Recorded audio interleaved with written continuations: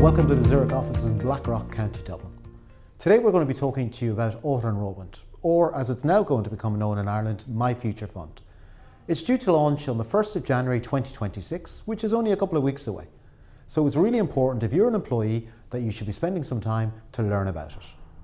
I'm delighted to be joined by one of my colleagues, Niall Fitzgerald, Head of Retirement Solutions at Zurich, and our resident expert on all things auto-enrolment.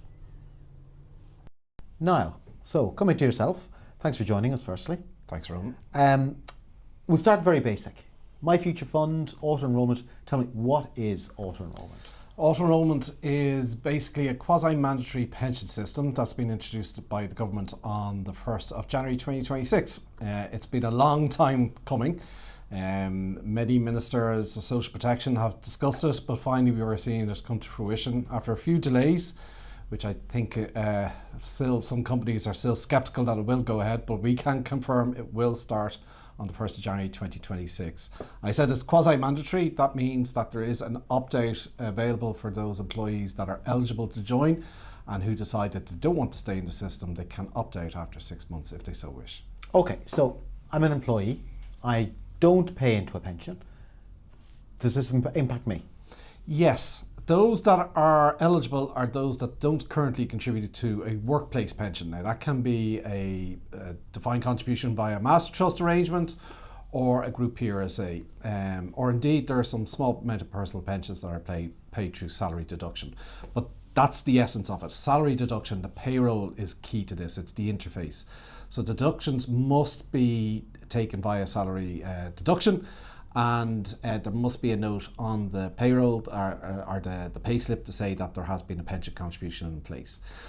If there isn't, then that individual, if they're aged between the age of 23 and 60 and earning over 20,000 from any amount of employments, they will be auto-enrolled come the 1st of January. Okay, so the government has said that that's going to encompass about 750 to 800,000 people in Ireland. And you mentioned the eligibility, so it's those people aged between 23 and 60? 23 and 60. And earning more than 20,000 a year. Yeah, now just the employers will need to be careful on this, Ronan, because anyone that's earning over 20,000, it could be from multiple employments. So a couple of examples on this: if someone is with employer A and earning 15,000 and with employer B earning 10,000, no pension deductions, as I've discussed previously, going through their payroll, they will be auto-enrolled in both employments. Now, interesting enough, if employer B has a pension deduction for that individual, but because they're still over the 20,000 earnings, employer A will have them enrolled in auto-enrollment automatically. Okay. So there's a bit to take in relation to it.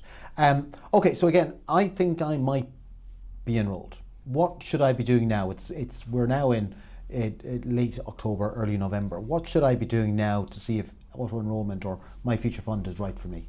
As an employee, it's very important to actually get a lot of facts before being just allowed drift into auto-enrolment come the 1st of January. So there's a number of sources which employees can go to. The gov.ie auto-enrolment website has a Q&A section just particularly for employees. It's very good, very informative as well. And also our Zurich corporate hub that has an auto-enrolment section, again designed specifically to answer those queries from employees. That is a good source of information for employees to go to. And then after that, I think it's really for employees to have a conversation with their employers to say, look, I've had a look at this. I deem either auto-enrolment or maybe a workplace pension, if there's one available, as better for my personal circumstances.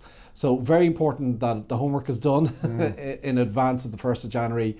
And actually, we'd encourage people to do that as soon as possible, because they may need to take action well in advance of the 1st of January. You mentioned the hub on Zurich.ie. We've also developed a really good and simple calculator tool that people can put in their basic details, sort of their salary, their tax rate, and it will work out what perhaps is a good route for people to go down. So I think that's something that people should do. Absolutely, would encourage that, because it is actually quite confusing for employees, because workplace pension is based on tax relief from gross earnings, and actually auto-enrolment is going to be a net deduction.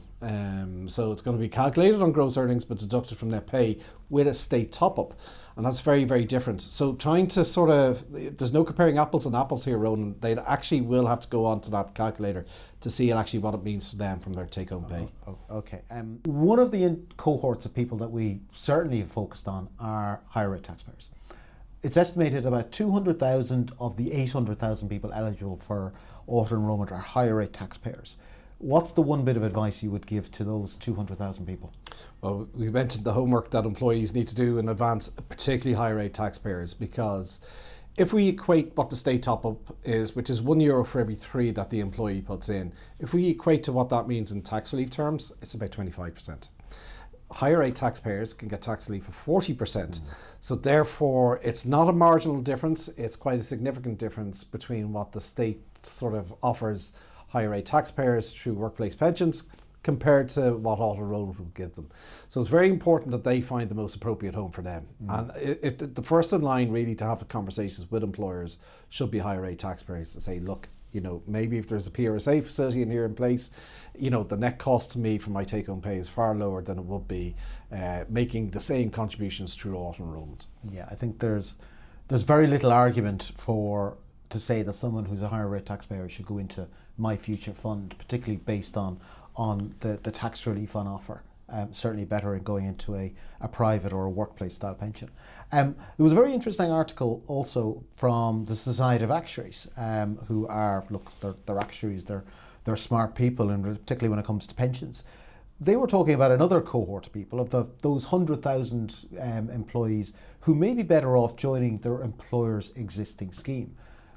Can you very briefly explain why might an employer scheme be better than a workplace or than a My Future Fund? Well, My Future Fund is set out from the 1st of January with fixed contribution levels, which is 1.5% from the employee, matched by the employer with this 0.5% top up from the state. So they get 3.5% invested on their behalf from the 1st of January. That's far less than what the average workplace pension would offer. Quite a common structure we see here in Zurich will be a 5% employer matched by 5% employee contribution, which is 10%. So you can see already the significant difference that traditional workplace pensions would offer.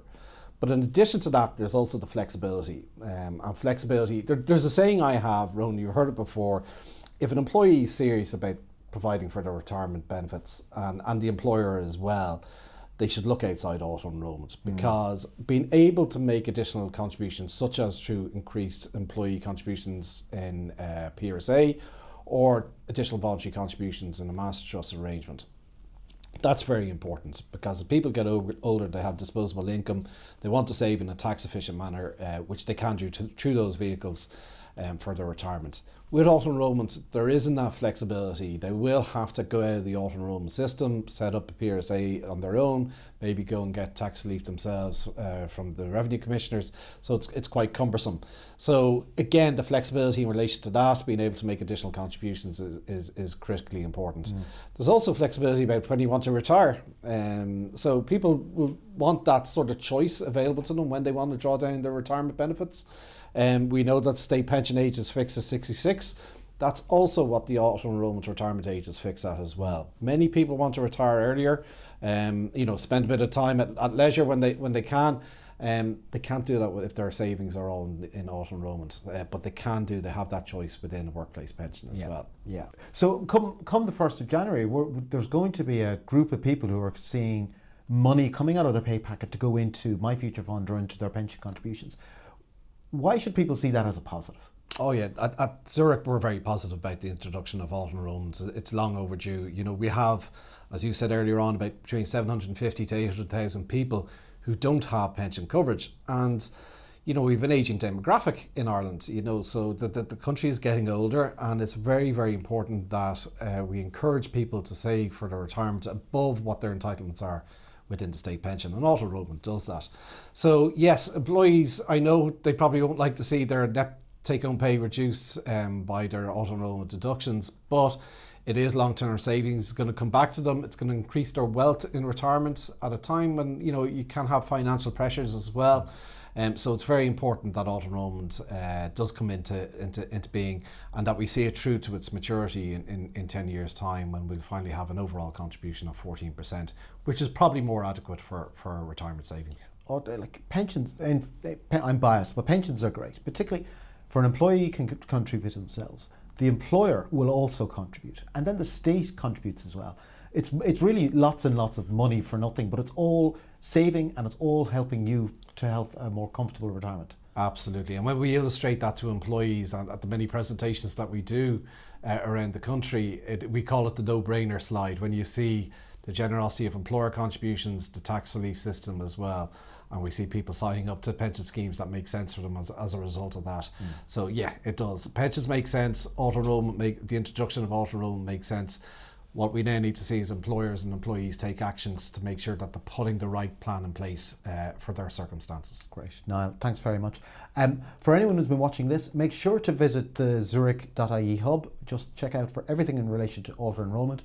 Use our calculator, but make sure, speak to your employer as well. Find out what their plans are in relation to auto-enrolment.